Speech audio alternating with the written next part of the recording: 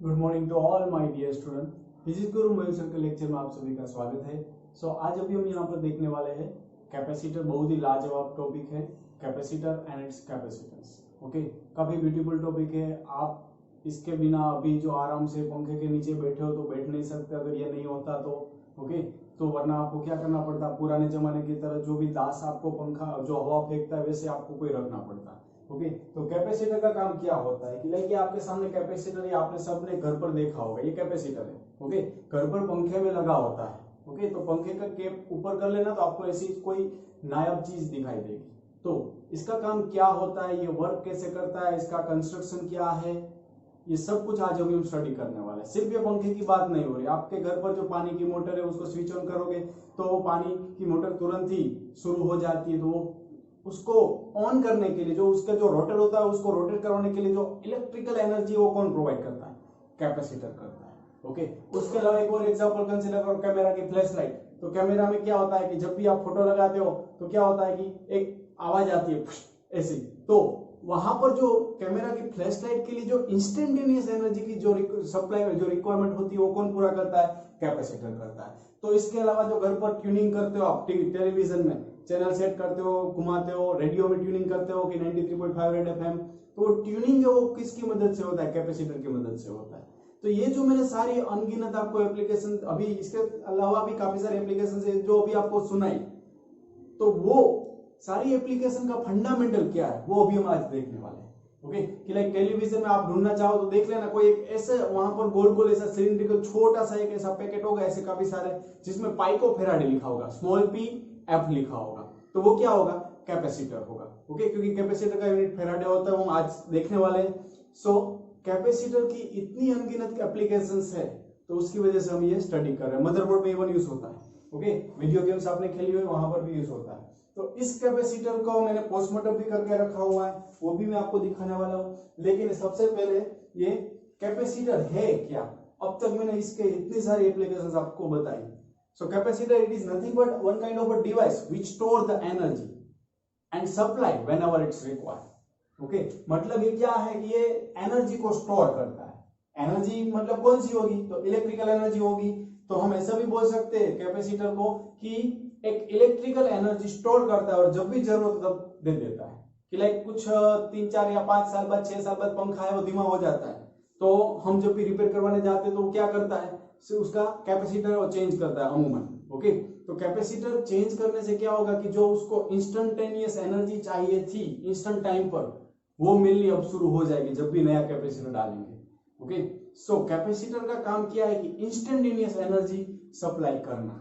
Okay, so simple काम है। जैसे मम्मी का काम क्या होता है कि पहले वो मनी स्टोर करती है, फिर जरूरत होती है तो हमें देती है। ओके, तो कैपेसिटर भी एक हमारे मम्मी जैसा ही काम करता है कि एनर्जी पहले अपने पास स्टोर करता है, फिर जब भी हमें रिक्वायरमेंट होती है तो वो हमें इंस्टेंटली दे देता है। ओके, सो कैपेसिटर और मम्मी एक जैसा काम करते हैं। सो अभी हम बात करें यहाँ पर capacitor. So it is a device which is used for storing electrical energy। Okay, electrical energy को स्टोर करने के लिए जो डिवाइस होती है उसको हम क्या बोलते हैं, कैपेसिटर बोलते हैं। ओके, अब उसके बाद में हम आज ये भी देखने वाला, भी ये सिर्फ इंट्रोडक्शन है, so don't worry about all other things. Capacitance क्या है, काफी नई चीज आपके सामने यहाँ पर मैं रख रहा हूं, तो थोड़ा हम स्लोली जाने वाले हैं आज। तो कैपेसिटेंस क्या है, तो capacitance it is nothing but the ability to hold, या फिर आप ऐसे भी लिख सकते हो कि capacity to hold electric charge.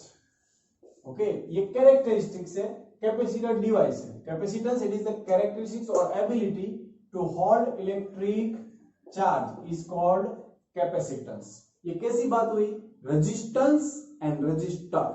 तो रजिस्टर क्या था, एक ऐसी डिवाइस थी ओके जो चार्ज का फ्लो को ऑपोज करता है। रेजिस्टेंस क्या है, एक कैरेक्टरिस्टिक्स है, मटेरियल की इनबिल्ट कैरेक्टरिस्टिक्स है। सिमिलरली कैपेसिटेंस क्या है, तो देखो हमने बोला कैपेसिटर एनर्जी स्टोर करता है। कैपेसिटेंस क्या एक प्रॉपर्टी है कि जो चार्ज को होल्ड कितना कर पाता है उसको हम क्या बोलेंगे, कैपेसिटेंस। की सिंपल में बोल रहा हूं कि पानी की बोतल, इसमें 500 ml पानी आता है तो उसकी कैपेसिटी कितनी हुई 500 ml ऑफ वाटर। अब इसी को आप कंसिडर करो कि ये पानी की जगह पर चार्ज है, तो ये जो डिवाइस है इसमें 500 कूलम चार्ज है, तो इसको हम क्या बोलेंगे कि इसकी होल्डिंग कैपेसिटी कितनी है 500 की। तो पोटेंशियल भी एक इंपॉर्टेंट चीज है जो आपको समझना है यहां से, कि सिंपल में बोल रहा हूं कि आपके पास एक चेक डैम है, मान लो ये चेक डैम है, ये अर्थ सरफेस मतलब ग्राउंड से 10 मीटर की दूरी पर है, मान लो अभी 10 मीटर की दूरी पर है, और इसमें अभी पानी आया हुआ है 2 मीटर। ओके, अब आफ्टर सम टाइम अगर हम बोले कि इसमें पानी का लेवल बढ़ गया और 4 मीटर हो गया, सो फाइनली आपने क्या ऑब्जर्व किया, आपने ये चीज ऑब्जर्व की, पहले पानी यहां पर मान लेते कि 5 लाख लीटर है, अब पानी मैं बोल रहा हूं कि 10 लाख लीटर हो गया। अब थोड़ा सा सब्र करना कि मैं क्या समझा रहा हूं, पानी की कैपेसिटी बढ़ा दी। ओके, मतलब कि पहले 2 यहां पर 2 मीटर हाइट थी, अब 4 मीटर हाइट हो गई, पानी बढ़ा, तो फाइनली क्या हुआ, कौन सी चीज बढ़ी, पोटेंशियल। थोड़ा सोचो, पानी अगर 2 मीटर हाइट पर तो इसका पोटेंशियल, और 4 मीटर हाइट है तो पोटेंशियल क्या होगा, दोनों में चेंज होगा, पोटेंशियल इसमें ज्यादा होगा। ओके, मतलब ग्रेविटेशनल पोटेंशियल एनर्जी है वो इसमें ज्यादा है, इसमें कम है। तो ऐसे ही ये मैकेनिकल टर्म्स में जो आपने पोटेंशियल समझा, वही आप इलेक्ट्रिक टर्म्स में समझो कि अगर मैं बोल रहा हूं कि मेरे पास कोई एक कंटेनर है, उसमें 1 कूलम चार्ज ऐड किया तो पोटेंशियल मुझे मिला 1 वोल्ट, लेकिन अगर इसमें 2 कूलम चार्ज ऐड करूंगा तो पोटेंशियल मुझे कितना मिल रहा है, 2 वोल्ट। मतलब कि जैसे जैसे मैं चार्ज इसमें बढ़ा रहा हूं इस कंटेनर में, कि लाइक यही कंटेनर है, उसमें चार्ज जैसे जैसे ऐड करूंगा वैसे वैसे क्या होगा, इसमें पोटेंशियल बढ़ेगा। सिंपल सा लॉजिक लगाओ, इसमें मैं जैसे जैसे पानी भरता जाऊंगा तो क्या होगा, पोटेंशियल बढ़ेगा। सिमिलरली अगर मैं चार्ज बढ़ाता जाऊंगा क्या होगा, तो इसका पोटेंशियल है वो भी क्या होगा, बढ़ जाएगा। तो हमारे पास यहां से एक नई क्वांटिटी सामने आती है जिसको हम बोलेंगे कि हमने यहां पर ऑब्जर्व क्या किया कि charge is proportional to what, potential, कि जैसे जैसे चार्ज बढ़ाएंगे तो पोटेंशियल बढ़ता जाएगा। तो प्रोपोर्शनल साइन में अगर हटाऊंगा तो मुझे क्या मिल रहा है, एक अगेन नई क्वांटिटी मिल रही है जिसको हम क्या बोलते हैं, कैपेसिटेंस, क्योंकि हमने क्या बोला, capacitance that is what, ability to hold electric charge. Okay, तो चार्ज जैसे जैसे बढ़ाओगे तो पोटेंशियल भी बढ़ रहा है, तो उसका कुछ रिलेशन है, तो उसको हमने यहाँ पर प्रोपोर्शनल साइन हटाकर क्या बोल दिया, capacitance. So that is what, Q by V. Okay, so it is nothing but the ratio of charge to potential. Capacitance is what? It is the ratio of charge to potential. अभी हम इसको ठीक से सही ढंग से समझने वाले हैं, like C is equal to Q by V, where C is what, capacitance. Okay, तो अब इसका यूनिट निकालने जाए तो चार्ज का यूनिट क्या होता है, कूलम होता है, वोल्ट का वोल्ट भी रख सकते हो। ओके, तो यहां से ये कूलम पर वोल्ट निकला, अजीब और गरीब यूनिट दिख रहा है हमें, लेकिन दूसरा यूनिट क्या है, तो माइकल फेराडे की याद में हम इसको क्या बोलते हैं, फेराडे। ओके, दूसरा यूनिट क्या है इसका, फेराडे। ओके, सो अब हम आगे बढ़े तो इसका डायमेंशनल फॉर्मूला क्या होगा, कैपेसिटेंस का डायमेंशनल फॉर्मूला क्या होगा वो भी हमें देखना है। तो चार्ज का आपको मालूम है, Q मतलब क्या होगा, औचरतर्शी, हमने देखा हुआ है, Q, क्योंकि Q is equal to what, I into T. So I का एम्पियर, टाइम का T, मतलब Q, चार्ज Q का क्या होगा, औचरतर्शी। सिमिलरली वोल्ट का निकालो, सो वोल्ट का क्या आएगा, सो वोल्ट मतलब what, W by Q, W मतलब व्हाट, जूल बाई कूलम। तो जूल का क्या रहता है, आप सभी जानते हो, M1L2T-2 कूलम, मतलब अगेन औचरतर्शी। सो मैं यहाँ पर क्या कर रहा हूँ, इसका फॉर्मूला, डायमेंशनल फॉर्मूला बना रहा हूँ, M1L2T-2 by A1T1। So finally A1T1 अब जाएगा, सो M-1 L-2 T4 A-2। Okay, क्योंकि T-2 ऊपर जाएगा, ये 1 तो ऊपर जा ही रहा है, so it's the dimensional formula of capacitance. Okay, A+2 आएगा। Okay, so here it is what, dimensional formula for capacitance. Now अब हम आगे देखने वाले हैं कि कैपेसिटेंस का जो यूनिट है फेराडे, वो काफी लार्ज यूनिट। अब आप मानने में तो आएगा नहीं कि लाइक मैं बोलूंगा कि for 1 coulomb charge, for 1 coulomb charge अगर मैं बोलूंगा कैपेसिटेंस है वो कितना रहेगा, तो C is equal to Q by V के लिए मैं जा रहा हूँ कि 1 कूलम चार्ज है और 1 वोल्ट पोटेंशियल है, तो हम कैपेसिटेंस कितना बोल रहे हैं, 1 फैराडे बोल रहे हैं। तो हम ये प्रूव करने वाले कि 1 फैराडे वो लार्ज यूनिट है। तो उससे पहले एक छोटा सा डेरिवेशन देख ले, स्फेरिकल बॉडी के लिए कैपेसिटेंस का फॉर्मूला क्या रहेगा। Okay, capacitance for a spherical surface. तो सबसे पहले आपको नोट डाउन करना पड़ेगा, काफी बेसिक चीज है कैपेसिटर के लिए रिगार्डिंगली। उसमें सिर्फ आप बेसिक याद रखोगे क्यू, जैसे जैसे कोई मेटालिक ऑब्जेक्ट है उसमें क्यू बढ़ाओगे तो क्या होगा, पोटेंशियल बढ़ता जाएगा। ओके, तो बस वहां से प्रोपोर्शनल कांस्टेंट निकल गया। सो नाउ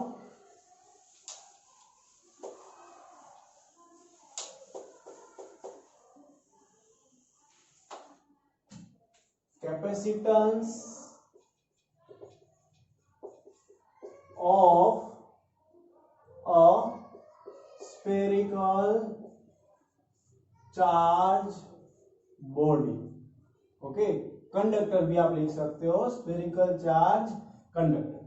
तो स्फेरिकल चार्ज कंडक्टर में अभी हम कंसीडर करें, मान लो काफी इजी टॉपिक है कि इसमें यहाँ पर टोटल चार्ज कितना डिस्ट्रीब्यूटेड है, तो मैंने बोल दिया प्लस क्यू चार्ज डिस्ट्रीब्यूटेड है।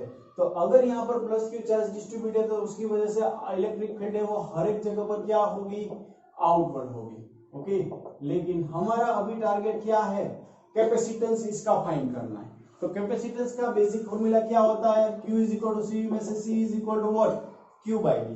मतलब आपको सिर्फ इतना मालूम होना चाहिए कि ये स्फेरिकल बॉडी में चार्ज Q अवेलेबल है जिसकी रेडियस R है। तो इसके लिए पोटेंशियल का फॉर्मूला क्या होगा, electric potential that is what due two point charge जितना ही होगा, सो that is what kq by r। Surface के लिए अगर हम जाएंगे तो क्या रहेगा, kq by r। सो अब हम ये भी जानते हैं q is equal to what, cv। So अब मैं यहाँ पर v की वैल्यू रख दूंगा kq by r। So q गया, so c is equal to r by k, और k की वैल्यू आप जानते हो कितनी होती है, k की वैल्यू होती है 1/4 पाई epsilon not. So finally it's what 4 pi epsilon naught r। It's your answer. Okay, मतलब ये काफी छोटा सा डेरिवेशन है कि कैपेसिटेंस फॉर, यहां पर आप क्या बोल सकते हो कि स्फेरिकल कंडक्टर, स्फेरिकल कंडक्टर के लिए कैपेसिटेंस का फॉर्मूला क्या रहेगा, 4 pi epsilon naught r, where r stands for what, radius. अब अगर हम कंसीडर करें कि कैपेसिटेंस 1 फैराडे है, सो फॉर 1 फैराडे कैपेसिटेंस, तो 1 फैराडे कैपेसिटेंस अगर मैं कंसीडर करूंगा तो मुझे रेडियस फाइंड करनी है। तो r is equal to what, तो दो तरीके से जा सकते हो, r बाई k वाले से जाओगे तो it's what c into k, या दूसरे वाले से जाओगे तो c by 4 pi epsilon not. तो 1/4 पाई एप्सिलॉन नॉट की वैल्यू कितनी होती है, 9 × 10⁻⁹, और मैंने मुझे कैपेसिटेंस कितना चाहिए, 1 फैराडे। सो फाइनली आप ऑब्जर्व करो कि अगर मुझे 1 फैराडे कैपेसिटेंस चाहिए तो स्फीयर का रेडियस कितना होना चाहिए, 9 × 10⁹ मीटर। ओके, मतलब आप ये कंसीडर करो 9 × 10⁶ kilometre. What is the radius of earth, 6400 kilometre. Radius of earth कितनी है, 6400 किलोमीटर। तो उससे भी बड़ा सा गोला चाहिए। इसका मतलब क्या है कि ये 1 फैराडे जो कैपेसिटेंस है वो काफी लार्ज है। आप जनरली अपने वीडियो गेम से, मदरबोर्ड है, टेलीविजन टीवी है, उसके पीछे जो सर्किट है उसमें देखना कैपेसिटेंस मिलेगा तो वो पाइको फेराडे में मिलेगा, 2 पाइको फेराडे, 200 पाइको फेराडे, यहाँ पर नैनो फेराडे, ऐसे ऐसे यूनिट्स में मिलेगा। कभी आपको फेराडे में जिंदगी में आप नहीं ऑब्जर्व करोगे। ओके, आप जिंदगी में भी ये इतना कैपेसिटेंस एक साथ ऑब्जर्व नहीं करोगे, क्योंकि अगर यहाँ पर आप देखो तो 1 फैराडे कैपेसिटर के लिए भी इतनी रेडियस चाहिए, मतलब इससे अप्रोक्सीमेटली 1000 टाइम्स ज्यादा अर्थ से, तब 1 फैराडे कैपेसिटेंस उसमें आएगा। So it's very very large unit of capacitance Faraday. तो इसलिए जनरली रूटीन में हम माइक्रो फैराडे है, पाइको फैराडे है, नैनो फैराडे है, ऐसे सारे यूनिट्स यूज करते हैं। ओके,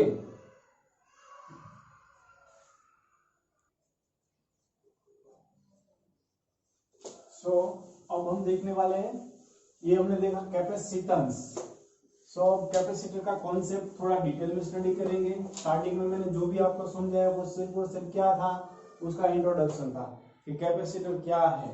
लेकिन कैपेसिटर एक्चुअली कैसे वर्क करेगा वो अब हम देखने वाले हैं। तो लाइक कैपेसिटर बेसिक क्या होता है, एनर्जी स्टोर करना और जब भी रिक्वायरमेंट हो तब सप्लाई करना, मतलब इंस्टेंटेनियस सप्लाई करता है। ओके, कि लाइक फैन ऑन करना है तो इंस्टेंटेनियस उसको जब भी इनिशियली रोटेट होना तो काफी ज्यादा एनर्जी की जरूरत पड़ती है। ओके, तो काफी ज्यादा एनर्जी कौन सप्लाई करता है, ये एसी करंट आप बोल रहे हो कि ये जो भी पावर सप्लाई वो करता है, नहीं, उसको जो घूमने के लिए जो एनर्जी की जरूरत पड़ती है वो कौन करता है, कैपेसिटर करता है। ओके, सो अब कैपेसिटर के लिए अगर हम और अच्छी तरीके से स्टडी करें तो हमने अभी सिर्फ इतना स्टडी किया कि Q is equal to CV और C is equal to Q by V। Okay, I hope आपको अभी अब तक सिर्फ इतना ही याद रहा होगा। तो अब हम बात करें कि मान लो कि मेरे पास यहाँ पर एक प्लेट है। ओके, एक प्लेट मौजूद है जिस पर चार्ज पॉजिटिव है। चलो ऐसे मैं सर्कुलर प्लेट कंसीडर कर सकता हूं, कोई भी आप प्लेट कंसीडर कर सकते हो। So don't worry about this किससे कि कैपेसिटेंस कौन कौन सी चीजों पर डिपेंड्स है वो भी आप यहाँ पर समझ लो कि कोई भी कैपेसिटेंस है वो कौन कौन सी चीजों पर डिपेंड्स है। तो साइज पर, अगर हम उसके डायमेंशन की बात करें तो कौन कौन से पैरामीटर आएंगे, इसका साइज आएगा, शेप आएगा। कैपेसिटेंस कौन कौन सी चीजों पर डिपेंड्स है, मतलब जियोमेट्रिक पैरामीटर पर डिपेंड्स है। दूसरा कौन सी चीज पर डिपेंड्स है, मटेरियल पर डिपेंड्स है। ओके, कि कौन से यहाँ पर आप मटेरियल बीच में, कि मटेरियल कौन सा दो प्लेट्स के बीच में ऐड कर रहे हो उस पर डिपेंड्स रहेगा। ओके, दूसरा है कि मीडियम, जो यहाँ पर हम कंसीडर कर सकते हैं कि मटेरियल मीडियम। तो ये मेनली इस चीजों पर डिपेंड्स रहने वाला है कैपेसिटर है वो कैपेसिटेंस। तो अब मान लो कि मेरे पास यहाँ पर एक प्लेट है, फुल्ली चार्ज है, मतलब इस पर चार्ज Q होगा तो इस पर कुछ पोटेंशियल होगा, मतलब हमें कैपेसिटेंस मिलने वाला है, डेफिनेटली है। तो मैं क्या कर रहा हूं, इसके आजू बाजू में एक न्यूट्रल प्लेट ले आऊंगा। तो अगर बाजू में न्यूट्रल प्लेट ले आऊंगा तो यहाँ पर क्या होने वाला है कि नेगेटिव चार्ज है वो इसके बाजू में इंड्यूस हो जाएगा, क्योंकि ये पॉजिटिव चार्ज प्लेट है। अब दूसरा पॉजिटिव में यहाँ ऑटोमेटिकली क्या होगा, ऑपोजिट पोलैरिटी वाला जो चार्ज है वो ऑपोजिट साइड यहाँ पर इंड्यूस हो जाएगा। ओके, इसी को हम बोलते हैं इंडक्शन। सो अब क्या होगा यहाँ पर कि ये पॉजिटिव चार्ज और नेगेटिव चार्ज, तो नेगेटिव चार्ज इंड्यूस हुआ तो नेट पोटेंशियल क्या होगा इस सिस्टम का, कम होगा। ओके, तो देखो हमने ये बोला कि कैपेसिटर है वो ना ही चार्ज पर डिपेंड्स है ना ही पोटेंशियल पर, डायरेक्टली डिपेंड्स नहीं है। कंफ्यूज हो गए आप, ये फॉर्मूला याद करो, V is equal to IR है तो R is equal to V by I। तो आप जानते हो कि रेजिस्टेंस V और I पर डिपेंड्स नहीं है, V बढ़ाएंगे तो I बढ़ेगा, लेकिन इसका मतलब ये नहीं कि रेजिस्टेंस बढ़ेगा। रेजिस्टेंस अगर 10 ओम है तो रेजिस्टेंस हर बार कांस्टेंट ही रहता है। सिमिलरली कैपेसिटेंस है वो यहाँ पर कैसे चेंज होगा, तो अगर हम बोले कि कैपेसिटेंस Q और V पर डायरेक्टली डिपेंड्स नहीं है, लेकिन मैं ऐसा कुछ करूं यहाँ पर कि पोटेंशियल कम कर दूं तो कैपेसिटेंस बढ़ सकता है। क्योंकि अभी अभी हमने देखा कि अगर हमें लार्ज कैपेसिटेंस चाहिए तो मटेरियल की साइज भी लार्ज होनी चाहिए, लेकिन हम तो यहाँ पर कौन से कैपेसिटर में डील कर रहे हैं, इतने इतने कैपेसिटर में डील कर रहे हैं, इससे भी छोटे छोटे कैपेसिटर में डील कर रहे हैं। तो इसके लिए हमें क्या करना पड़ेगा, एज फार एज पॉसिबल क्या करना पड़ेगा, गिवन सरफेस के लिए पोटेंशियल कम करना पड़ेगा। ओके, सो हम क्या करते हैं यहाँ पर पोटेंशियल कम करते हैं। तो पोटेंशियल कम यहाँ पर कैसे करेंगे, तो उसके लिए डिफरेंट डिफरेंट डाइलेक्ट्रिक्स हम ऐड करते हैं। तो वहां से होता है जो डाइलेक्ट्रिक्स, अभी मैंने नाम बोला वो 3-4 लेक्चर बाद हम स्टडी करेंगे।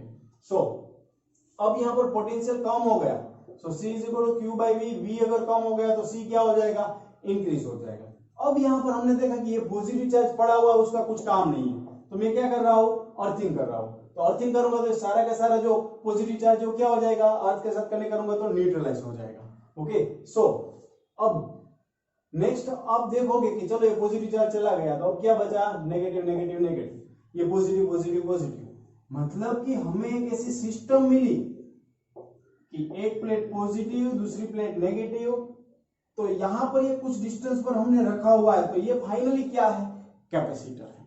कि अब इसकी जो चार्ज होल्ड करने की कैपेसिटी है वो बढ़ गई।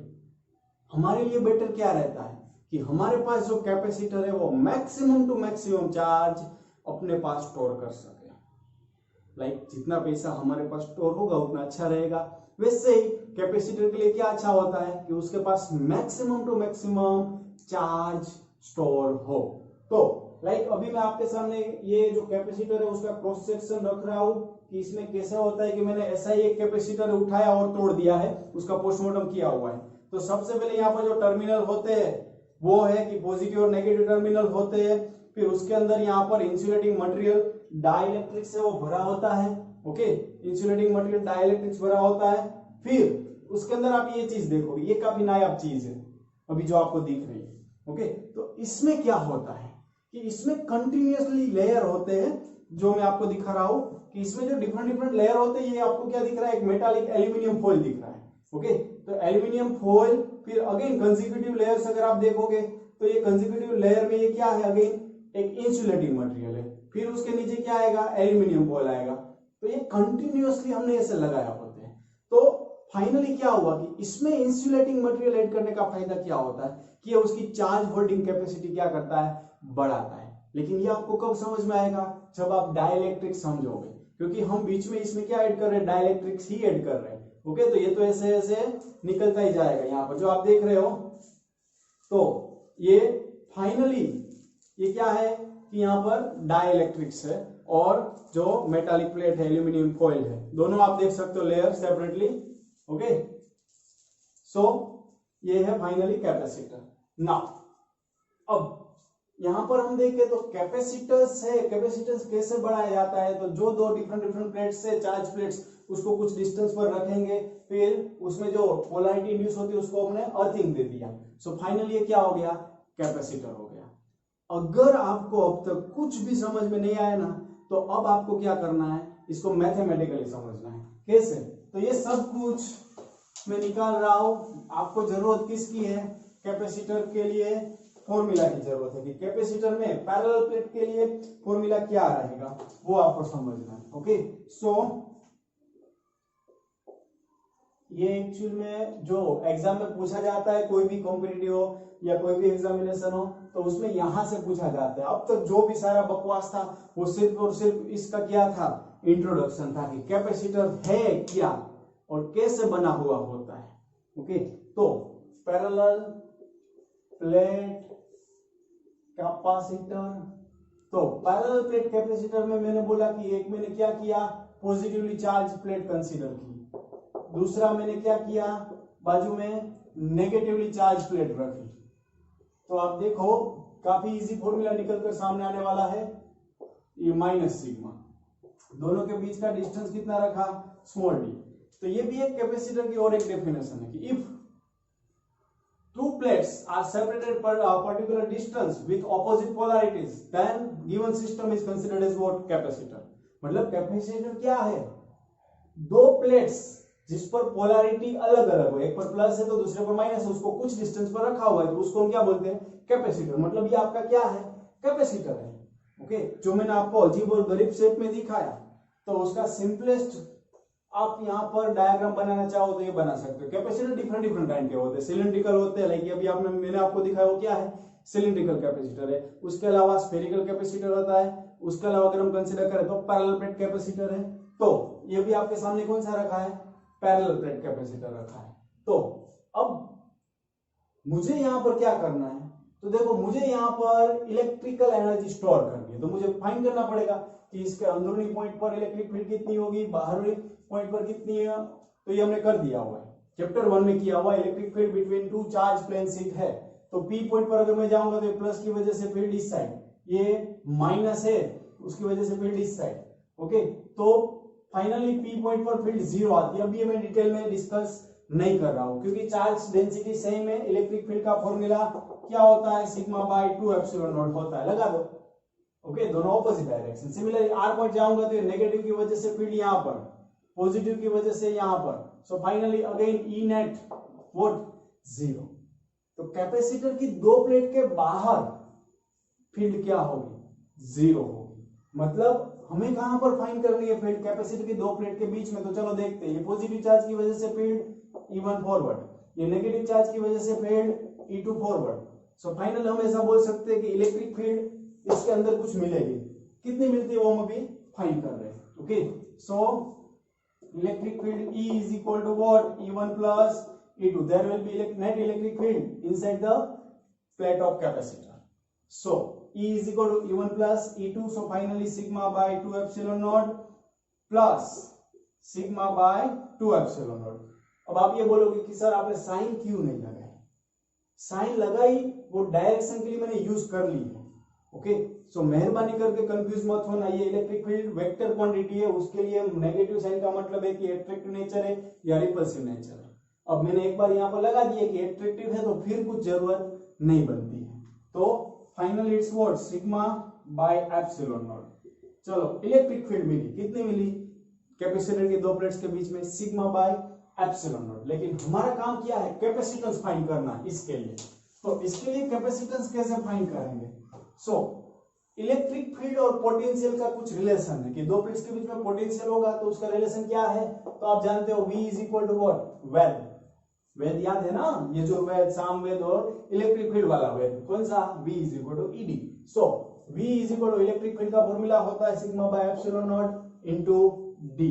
सो अब एक और फॉर्मूला आप जानते हो, Q is equal to what? CV। Okay, so ये भी मैं लगाऊंगा। और एक जानते हो sigma is equal to what? Q by A। याद करो, याद करो। So A stands for what? Area of this plate. इस एरिया, जो प्लेट का एरिया है वो क्या है? A। So Q that sigma that is Q by A। So finally हम हमारी मंजिल के काफी करीब है। ओके, कि लाइक ये एप्सिलॉन नॉट A या V की वैल्यू रख दो तो भी चलेगा। V की value Q by C, that is Q by epsilon naught A into D, because V is equal to Q by C, because subject बना है तो Q by C आया। So finally Q गया, so C is equal to what? Epsilon naught A by D. So it's the formula to find out the capacitance between the two plates of parallel plate capacitor. Okay, तो ये capacitance कौन सी चीज पर depends है? So it's depends on area of the plates. जैसे कि मैंने इससे पहले बोला कि जियोमेट्री पर डिपेंड्स है, तो जियोमेट्री में एरिया अलग अलग हो जाएगा शेप के accordingly. So it depends on area of plate. Epsilon not मतलब what? Permittivity of free space, कि इसके बीच में क्या, कौन सा मीडियम है, उस पर भी डिपेंड्स है। और डी मतलब what? Distance between the two plates. So capacitance is depends on this parameter. Okay, so ये था पैरेलल प्लेट कैपेसिटर का कैपेसिटेंस। अब इसी फॉर्मूला के रिगार्डिंगली हम अभी कुछ बेसिक न्यूमेरिकल भी देखेंगे ताकि ये कॉन्सेप्ट और क्लियर हो जाए। कैपेसिटर काफी इजी टॉपिक है, इतना भी हार्ड नहीं है अगर आप प्रॉपर्ली ट्राई करो समझने की तो। ओके, लेकिन थोड़ा थियोरेटिकल स्टार्टिंग में है, वो आपको थोड़ा ज्यादा परेशान करने वाला है, तो उसको आपको थोड़ा रिवाइज भी करना पड़ेगा और रीड भी करना पड़ेगा। ओके, बाकी मैथमेटिकली आप इसको समझोगे तो काफी इजी लगेगा, कोई दिक्कत आएगी नहीं, उसकी गारंटी मैं देता हूं। Okay, so no doubt.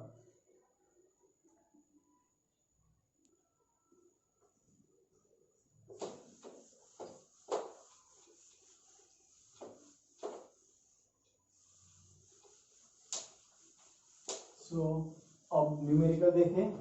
Again कौन से फॉर्मूले याद रखने न्यूमेरिकल के लिए? एक तो Q is equal to CV। अब अगर स्फेरिकल कैपेसिटर दिया हुआ है, spherical capacitor, Q is equal to CV हर एक कैपेसिटर के लिए लगेगा, बेसिक फॉर्मूला ना। स्फेरिकल कैपेसिटर दिया हुआ है तो C is equal to what? 4 pi epsilon naught R। Okay, और अगर हमें पैरेलल प्लेट कैपेसिटर दिया हुआ है, पैरेलल प्लेट कैपेसिटर, तो अभी हमने देखा C is equal to what? Epsilon not A by D। बस, तो आपको अभी ये सिर्फ तीन फॉर्मूला याद रखने हैं। सो पहले यहाँ पर न्यूमेरिकल देखे हम कि क्वेश्चन 1 आज का, A parallel plate capacitor has plate area of 25 centimetre square. मतलब हमें एरिया दिया हुआ है, चलो 25 सेंटीमीटर स्क्वायर, ऐसा यूनिट कन्वर्जन साथ में ही चलता रहना चाहिए। सो 25 into 10 to the power -4 metre square and separation of 2 mm between its plate. मतलब दोनों की प्लेट्स के बीच में सेपरेशन 2 mm है, that is 2 into 10 to the power -3 metre. Okay, now तो capacitor is connected to 12 volt battery. मतलब आपको वोल्टेज भी दिया हुआ है तो काफी काम आसान बन रहा है हमारा। So find the charge on the capacitor. हमें चार्ज फाइंड करना है। पैरेलल प्लेट कैपेसिटर दिया हुआ है तो सबसे पहले आइडेंटिफाई करो कि कौन सा कैपेसिटर दिया हुआ है। तो इन्होंने बोल दिया कि पैरेलल प्लेट कैपेसिटर है। तो हमें पहला क्वेश्चन बोला गया है कि चार्ज ऑन द कैपेसिटर। तो चार्ज ऑन द कैपेसिटर का फॉर्मूला यहाँ पर कौन सा आप लगाओगे, definitely Q is equal to CV, लेकिन C तो है नहीं, C कैसे निकालेंगे, तो वो भी मालूम है पैरेलल प्लेट कैपेसिटर के लिए फॉर्मूला क्या रहेगा, epsilon not A by D into V। अब सारे data available, epsilon naught that is 8.85 into 10 to the power -12, area that is 25 into 10 to the power -4 into volume, sorry, V stands for voltage, potential that is 12 volt by distance 2 mm that is 2 into 10 to the power -3। so चलो final answer कितना आ रहा है देख ले, तो 1.32 into 10 to the power -10 coulomb, 1.32 into 10 to the power -10 coulomb. तो ये चलो चार्ज मिल गया। दूसरा क्या पूछा हुआ, if the plate separation is decreased bye 1 mm, what extra charge is given by battery to the positive plate। तो अगर प्लेट सेपरेशन है वो डिक्रीज कर देते, मतलब D 2 mm था, उसकी जगह पर अब D dash 1 mm कर देंगे, 1 mm that is 10 to the power -3 metre. तो अब हमें क्या पूछा है, what extra charge is given by the battery to the positive plate। तो अब बैटरी को एक्स्ट्रा चार्ज कितना देना पड़ेगा, सेपरेशन देखो कम कर देंगे तो चार्ज कितना देना पड़ेगा वो फाइंड करना है। तो कैपेसिटेंस C डैश से वो चेंज हो जाएगा, that is epsilon not A by D dash. So मैं सबसे पहले फाइंड कर लेता हूं सेपरेटली, तो 8.85 into 10 to the power -12, area that is 25 into 10 to the power -4 by distance 1 mm that is 10 to the power -3। So finally C dash मुझे कितना मिला, 2.2 into 10 to the power -11 मिला। ओके, ये तो आप कैलकुलेशन कर दोगे ना। दूसरा पूछा है कि चार्ज कितना एक्स्ट्रा ज्यादा देना पड़ेगा, तो पहले Q डैश फाइंड कर लो, that is C dash into V। सो C dash that is 2.2 into 10 to the power -11 और वोल्टेज है 12। सो 12 2 so 24, 12 2 so 24, so 26 point something, it is 2.64 के फॉर्म में लिखा है। सो 2.64 into 10 to the power -10 coulomb. तो ये नया चार्ज मिला। तो एक्स्ट्रा कितना देना पड़ा, तो देखो पहले से इतना तो मौजूद था, अब नया चार्ज हम दे रहे हैं Q डैश, तो एक्स्ट्रा कितना देना पड़ा वो पूछा है, मतलब delta Q that is Q dash minus Q। सो यहां से हो जाएगा, okay. So final answer will be 1.32 into 10 to the power -10 coulomb, वो तो यहां से हो ही जाएगा। अब एक और बेसिक न्यूमेरिकल देख लेते हैं आज के कॉन्सेप्ट के बेसिक। सो सबसे पहले नोट डाउन कर लो, okay. So next numerical,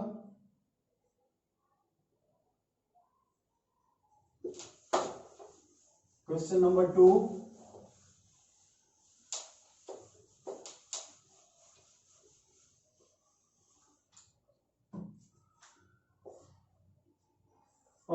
if n drops of mercury of equal radius and possessing equal charge is combined to form a bigger drop।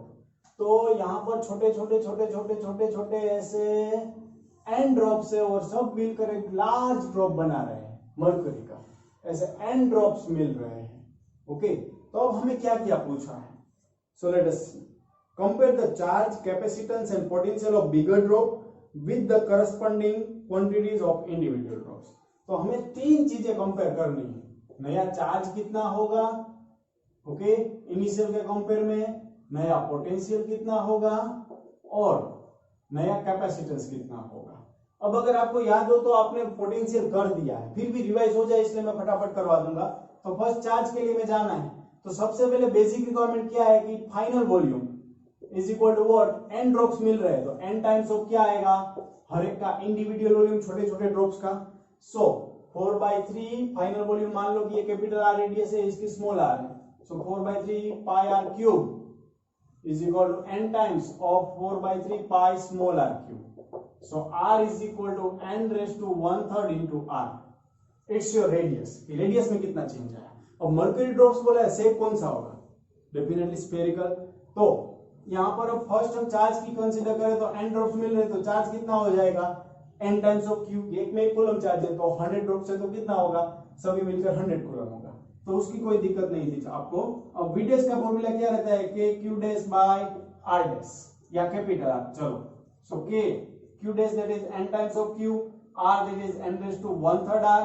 So finally K 1 minus 1/3 that is n raise to 2/3 q by r, और original potential कितना है that is k q by small r। सो मैं क्या लिख सकता हूं n raise to 2/3 times of original potential. I hope आप ये समझ रहे हो, ये दोबारा हम कर रहे हैं क्वेश्चन, ओके ये कर दिया है। अब तीसरा क्वेश्चन पूछा है कैपेसिटेंस, तो C डैश ओरिजिनल कैपेसिटेंस का फॉर्मूला क्या रहेगा पहले वो लिख देता हूं, that is epsilon not A by T। ये नहीं चलने वाला है, अभी यहां पर चलेगा नहीं चलेगा, तो ये वाला चलेगा, Q is equal to CV, तो C is equal to Q by V।